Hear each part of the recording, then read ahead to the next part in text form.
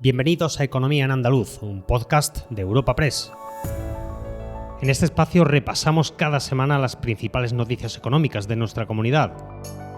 Estos son los temas que han marcado la información económica de Andalucía esta semana. Esta semana centramos el podcast de Economía en Andaluz en varios asuntos de ámbito nacional, pero con importante repercusión en la región. Analizaremos la propuesta del Ejecutivo Central de las autobajas responsables ante enfermedades leves y la publicación de las balanzas fiscales.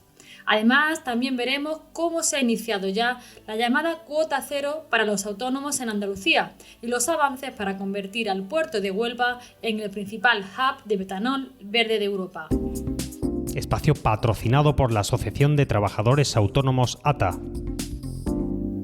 Tal y como le hemos contado esta semana en Europa Press, una de las noticias más comentadas a nivel nacional ha sido la propuesta del Ministerio de Sanidad sobre las autobajas responsables durante 3 días para enfermedades leves, con el objetivo de ayudar con el colapso que sufre la atención primaria.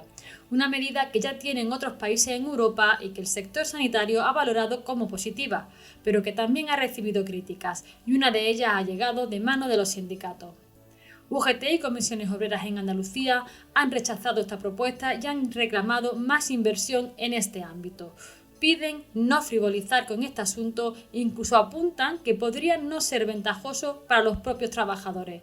Escuchamos a Yolanda Carrasco de Comisiones Obreras. No se puede resolver el problema de colapso de la atención primaria con una medida de este calado, que desde nuestro punto de vista puede suponer una desprotección para las personas trabajadoras, que no solo están sin salario esos primeros días, sino que además no tienen un diagnóstico adecuado y ni siquiera un tratamiento ni medicación adecuada.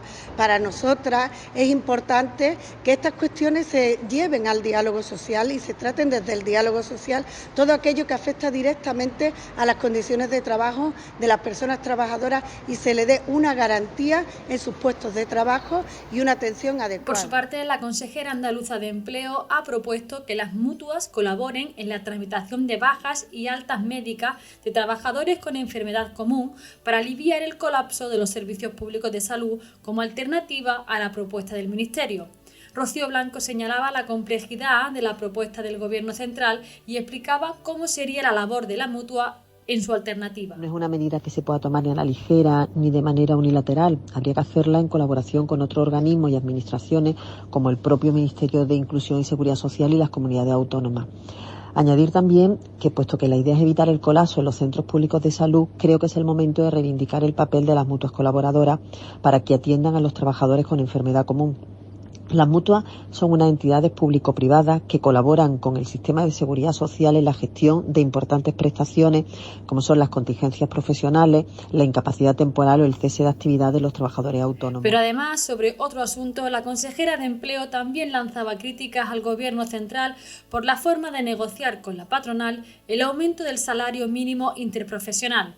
Lo expresaba así. Pero desde luego no se puede ir con chantaje. O sea, me parece una actitud casi de matón, ¿no? Decir, oye, si aceptas esto y si no, te vas a ir al 5%. O sea, un gobierno, insisto, que habla del diálogo social como una de sus grandes, como uno de los grandes pilares, que tenga esa actitud casi de chantajista, ¿no? Con una de las partes. Entiendo que tiene que haber mucho más respeto y si no es que se están viendo abocados a aceptar el 4%, que a lo mejor es lógico que se acepte el 4%, pero vamos a hacerlo bien, vamos a sentarnos y sobre todo vamos a llegar a una solución armonizada, como digo, entre las dos partes. Y los dardos al Ejecutivo Central no se han quedado ahí. La publicación de las balanzas fiscales y su negociación con Junts también han cosechado críticas por parte de la Junta de Andalucía.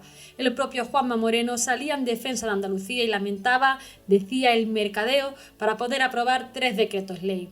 Nosotros nos quedamos con la pregunta y la reflexión que lanzaba Jorge Paradela, consejero de Industria, sobre este asunto. Lo que dice es lo que da sello a un país es una cultura común y también principios como el de una solidaridad entre territorios, ¿no? Entonces, entrar en el debate de quién recibe más y quién recibe menos, entrar en el debate de quién aporta quién aporta y tiene un saldo neto supuestamente negativo y quién tiene un saldo neto supuestamente positivo, lo que va a llevar es al enfrentamiento, ¿no? En el carro de lo positivo, esta semana se ha abierto la ventanilla online para que los nuevos autónomos en Andalucía que lleven un año de actividad ya puedan solicitar la cuota cero. Esta cuota cero consiste en el reintegro de lo pagado durante el primer año de actividad en Seguridad Social. El colectivo de autónomos explicaba las ventajas de esta medida. Lorenzo Amor, presidente de la Federación Nacional de Asociaciones de Trabajadores Autónomos, ATA. La cuota cero que se ha establecido para los nuevos autónomos en Andalucía es una medida pionera, una buena medida que va a fomentar el emprendimiento, pero va a ayudar también a los emprendedores cuando inician sus primeros momentos. Medidas como esta, que va a beneficiar a más de 30.000 autónomos este año y 90.000 en los próximos 3 años, son medidas que ayudan a que Andalucía sea líder en el crecimiento de autónomos. Hay que decir que en los últimos 4 años el 50% de los autónomos que han crecido en España lo son en Andalucía, con medidas como el apoyo a la tarifa plana, como esta también de la cuota cero que ha implantado la Comunidad Autónoma de Andalucía y que, como digo, va a ayudar a muchos nuevos autónomos. Y para cerrar el repaso económico semanal, en el campo de la energía podemos hablar de 2 asuntos. Por un lado, el ahorro que ha supuesto el plan energético de la Junta durante 6 meses y por otro lado, los avances para convertir al puerto de Huelva en el principal hub de metanol verde de Europa. Escuchamos a Jorge Paradela ofreciendo en Consejo de Gobierno los datos sobre el plan de ahorro energético. 6 meses de ejecución de ese plan de ahorro energético que empieza a ofrecer unos resultados importantes. La Administración andaluza ha conseguido un ahorro de 15.000 megavatios hora años, que equivalen, por darles una traducción quizás más amigable, al consumo en un mes de 48.000 hogares y conllevan una reducción de 5,6 millones de euros en la factura eléctrica, al tiempo que evitamos la emisión de casi 4.000 toneladas de CO2 a la atmósfera, que equivaldrían a retirar 2.100 vehículos de la circulación. Con el desarrollo de las medidas incluidas en este plan, se pretende alcanzar un ahorro del 12% en consumo eléctrico en el año 2026 respecto al año 2021. Alcanzar un 12% de ahorro sobre ese año de comparación que es el 2021. Y con ello evitaremos la emisión a la atmósfera de 32.000 toneladas de CO2 anuales. Por su parte, encontramos la apuesta por construir y explotar una planta de producción de metanol verde en el puerto de Huelva por parte de Cepsa y C2X. Se trata de la mayor planta de metanol verde de Europa y contará con una capacidad de producción anual de 300.000 toneladas. Además, podrá crear 2.500 empleos directos e indirectos. La decisión final de la inversión, de 1.000 millones de euros, está prevista para el próximo año y el inicio de la planta para 2028. Les habla Ana Marchal, redactora de Economía en Europa Press Andalucía, y sobre este asunto escuchamos al consejero delegado de Cepsa, Marten Huitzelar. Esta nueva planta es un hito más en el desarrollo del Valle Andaluz del hidrógeno verde. Un nuevo pasaje hacia la consolidación de Andalucía como el referente europeo de los combustibles renovables, que actuará como un imán para el empleo de calidad y la llegada de una nueva industria. Recuerda que puedes encontrar estas y otras muchas noticias económicas en la sección Andalucía, en nuestra web europapress.es.